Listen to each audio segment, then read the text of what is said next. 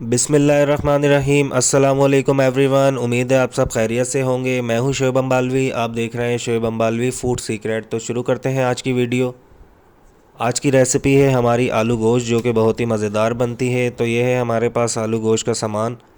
तो सबसे पहले आप एक कुकर ले लें, जिसके अंदर हम 1 पाव प्याज ऐड करेंगे, जो कि हमने कट करके रखे हुए थे। 1 पाव हम इसके अंदर टमाटर ऐड कर देंगे। टमाटर ऐड करने के बाद हम इसके अंदर 4 से 5 हरी मिर्चें ऐड करेंगे। देन इसके बाद हम इसके अंदर 2 गिलास पानी के ऐड कर देंगे। कुकिंग ऑयल आपने ऐड नहीं करना है, जस्ट इसके अंदर पहले हम इसके अंदर पानी ऐड करेंगे। 2 गिलास हमने इसके अंदर पानी के ऐड किए हैं और इसको हम 15 मिनट के लिए ढक कर रख देंगे। फ्लेम को जो है हम नॉर्मल पर ही रखेंगे। तो 15 मिनट के लिए इसको हम ढक कर रख देंगे, ताकि हमारा मसाला अच्छे से नरम हो जाए।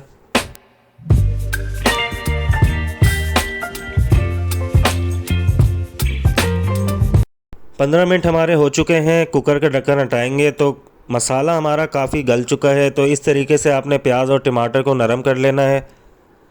तो 15 मिनट बाद हम इसके अंदर मज़ीद 5 मिनट तक चमचा हिलाएंगे, ताकि इसका पानी खुश्क हो जाए। तो ये देखें, पानी काफ़ी हद तक खुश्क हो चुका है। तो जैसे ही पानी खुश्क हो जाए हम इसके अंदर बीफ ऐड करेंगे। 1 किलो हम इसके अंदर बीफ ऐड करेंगे। बहुत ही इजी और मज़ेदार रेसिपी बनती है, आप ज़रूर ट्राई कीजिएगा। और जो मेरे चैनल पे न्यू होते हैं वह चैनल को ज़रूर सब्सक्राइब कर लिया करें। अब जो है हम इसके अंदर 1 चम्मच लहसुन अदरक का पेस्ट ऐड करेंगे। आधा चम्मच हम इसके अंदर हल्दी का ऐड करेंगे।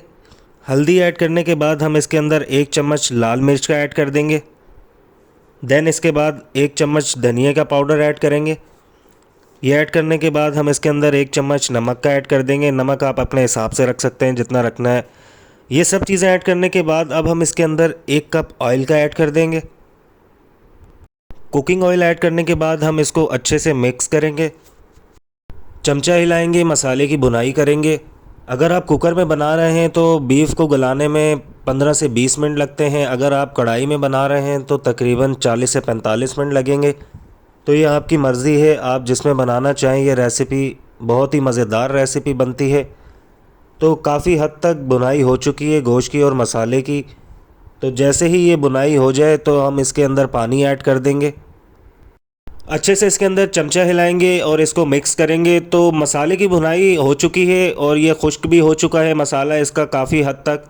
अब जो है हम इसके अंदर पानी ऐड कर देंगे। 3 गिलास हम इसके अंदर पानी ऐड करेंगे और इसको कवर कर कर रख देंगे 15 से 20 मिनट के लिए, जब तक हमारा गोश्त गल नहीं जाता। फ्लेम को जो है हम नॉर्मल पर ही रखेंगे।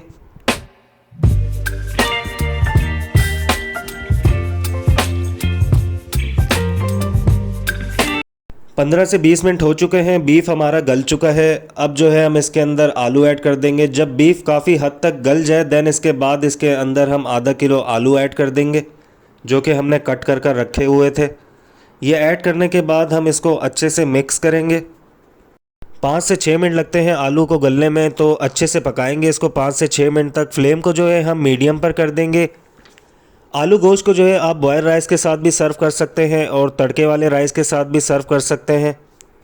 5 से 6 मिनट हो चुके हैं, आलू हमारे गल चुके हैं। तो अल्हम्दुलिल्लाह हमारी ये आलू गोश्त की रेसिपी तैयार हो चुकी है। अब जो है हम इसके अंदर आधा चम्मच ज़ीरे का पाउडर ऐड कर देंगे। ये ऐड करने से और भी अच्छा टेस्ट हो जाता है इस रेसिपी का।